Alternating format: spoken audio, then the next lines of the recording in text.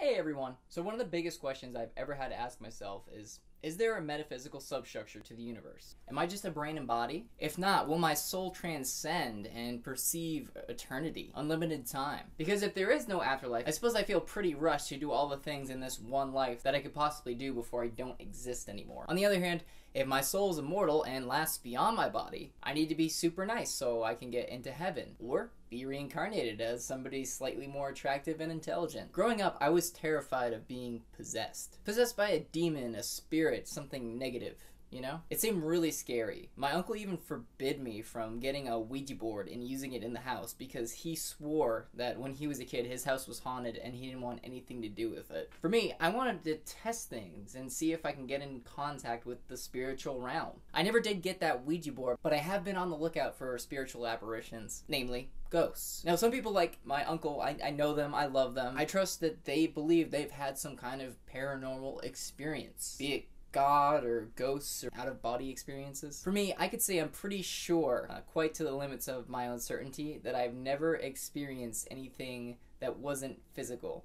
Some non-physical or metaphysical experience where I've been out of my body. And well, that's sort of sad, isn't it? Because it implies I've got 5 or more so decades before my mind and body expire and I just don't exist. Unless, of course, I die in some untimely manner, which would be even worse. Thus, I've been keen to understand what a ghost could be. If they exist, I want to know, even if one scares the shit out of me, or tries to hurt me, or even subverts my will. Because then it means that there's such a being that can exist outside of its body in some metaphysical realm, right? It's weird, but that is the most comforting thought imaginable to me. Because a human life it isn't enough for me. I want more. If I can get more, I want some more. Science is unforgiving in its refusal to accept what cannot be measured. And that is good in one sense, bad in another. It's good because it means we will never simply say ghosts are real unless we can all come to a consensus and agree upon it through the use of empirical data and facts. It's bad because science may never detect ghosts, but that doesn't mean that they don't exist.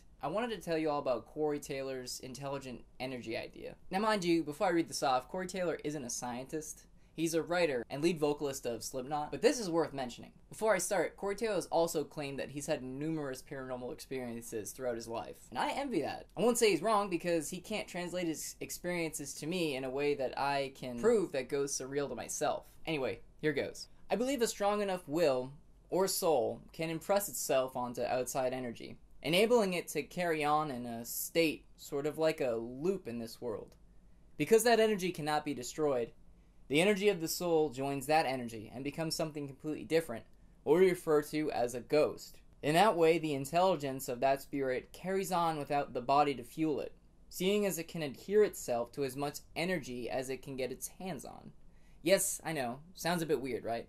But if you take into consideration the lower system in the body, the intestines, colon and such, which can continue to run itself even when disconnected from the brain and the central nervous system, something like intelligent energy existing in nature does not seem like such a far-fetched idea.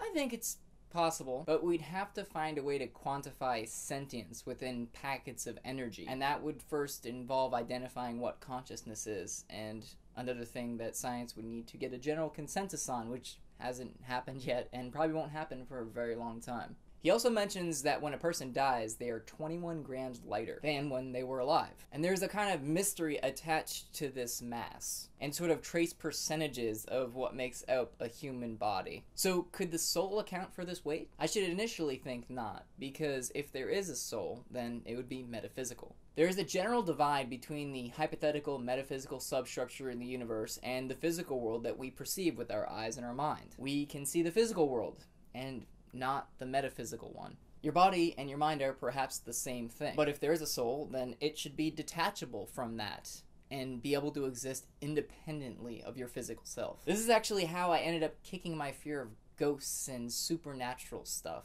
getting possessed. I actually still believe this stuff may be possible. I'm not completely saying that it's impossible. But the following argument has allayed my worries enough not to fear anything in the darkness, besides a murderer or a gigantic unidentified species of poisonous spider. How can a ghost harm me by manipulating physical matter? Because ghosts and souls dwell in the metaphysical realm. They have to be composed of a fundamentally different kind of matter. How could there be interaction. Even further, how could I not be able to harm a ghost when it could harm me? The case seems to be that two fundamentally different states of matter are interacting, and they shouldn't be able to interact because they're so very different. And if they can somehow, this cannot be a one-way thing. If the ghost can throw shit at me, then I could throw shit back at the ghost. This sums it up for this month's Fried Philosophy, people. Before I go, I wanted to ask, have you folks ever had any metaphysical or paranormal experience, contact with maybe aliens, ghosts, spirits, demonic possession? Even if you're with me and have only experienced physical sensations. Tell me the story. Subscribe if you enjoyed the video. Links to my books are below in the description if you want to check those out. This is Ryan Starblook, and I implore you to have a good day.